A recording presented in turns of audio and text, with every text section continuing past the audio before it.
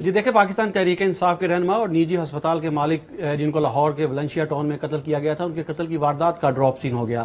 اس واردات کے حقائق کیا ہیں اور ملزمان کون ہیں، کس طرح سے انہوں نے قتل کیا اور پولیس کس طرح ملزمان تک پہنچی، یہ تمام تفصیلات آپ کو میں بتاؤں گا۔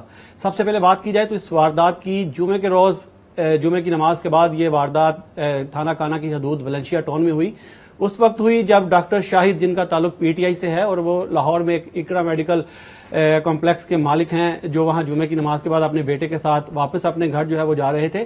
Doctor Shahid Siddique A block Valencia town کے رہائشی تھے اور مسجد جو تھی جہاں ان کو قتل کیا گیا وہ ایچ بلاک ولنشیا ٹاؤن میں تھی۔ جیسے ہی وہ اپنی گاڑی میں سوار ہونے لگے تو اس ٹائم ایک حملہ آور نے جو ہے وہ ان کی گاڑی کے قریب آ کر ان پر فائرنگ کی، جس کے نتیجے میں 4 گولیاں جو ہیں وہ ڈاکٹر شاہد صدیق کو لگی، جو موقع پر ہی ہلاک ہو گئے، جس کے بعد حملہ آور وہاں سے فرار ہو گئے اور پولیس موقع پر پہنچی۔ جو پولیس افسران موقع پر پہنچے ان میں ڈی آئی جی آپریشن، جو ایس پیز ہیں متعلقہ وہ تھے، ایس ایس پی انویسٹیگیشن اور ڈی آئی جی انویسٹیگیشن کے علاوہ آرگنائز کرائم یونٹ کے افسران بھی موقع پر پہنچے، جنہوں نے جائے وقوع سے شواہد اکٹھے کی اور مختلف پہلوؤں پر تفتیش جو ہے وہ شروع کی۔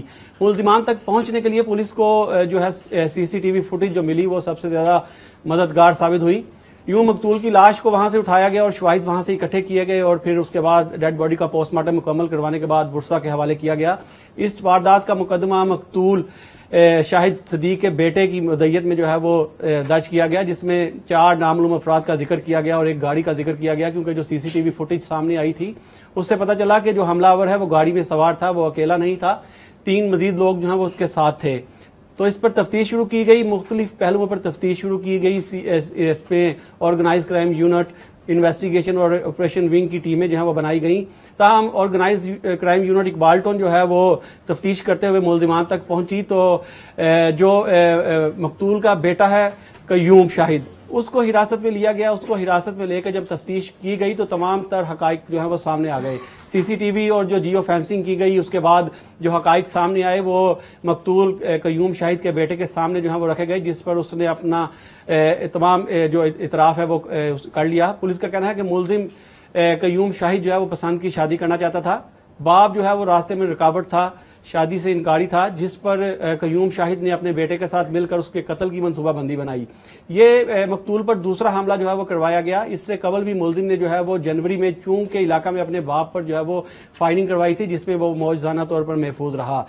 تفتیش میں یہ بھی بات پتہ چلی ہے کہ ملزم قیوم نے جو پہلا حملہ کروایا اس کے عوض جو ملزم ہیں ان کو 50 لاکھ روپے جو ہے وہ دیے گئے، اور دوسرا حملہ جس میں ڈاکٹر شاہد صدیق کی جان گئی اس میں 2 کروڑ روپے جو ہیں وہ ادا کیے گئے۔ شوٹر کی مدد سے یہ حملہ جو ہے وہ کروایا گیا۔ شوٹر کا کردار ایک مرتبہ پھر لاہور میں جو ہے وہ سامنے آیا۔ اس سے قبل بھی ایسی کئی وارداتیں ہوئی جس میں شوٹرز کی مدد جو ہے وہ لی گئی، دشمنی ہو یا کوئی پرانی رنجش، لین دین کا تنازع، اس میں شوٹرز کا استعمال جو ہے وہ سامنے آیا تھا، جو چند ہزار کے عوض جو ہے وہ کسی کی بھی جان لے لیتے تھے۔ تاہم اس دفعہ پھر شوٹرز کی مدد سے ہی لاہور میں جو ہے یہ قتل کی لرزہ خیز واردات جو ہے وہ کی گئی۔ شوٹر ابھی تک جو ہے وہ پولیس گرفتار نہیں کر سکی۔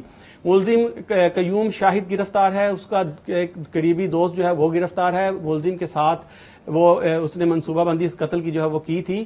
اس واردات کی ایک سی سی ٹی وی فوٹیج بھی منظر عام پر آئی ہے، جس میں دیکھا جا سکتا ہے کہ 9:50 پر جو مقتول ڈاکٹر شاہد صدیق ہے وہ اپنی گاڑی پر جو ہے وہ اس ولنشیا ٹاؤن سے گزرتے نظر آتے ہیں، اور ایک گاڑی سفید رنگ کی جو ہے وہ ان کا پیچھا کرتی ہے اور اس کی ریکی کرتی ہے۔ اس گاڑی میں ان کا بیٹا قیوم بھی سوار ہے۔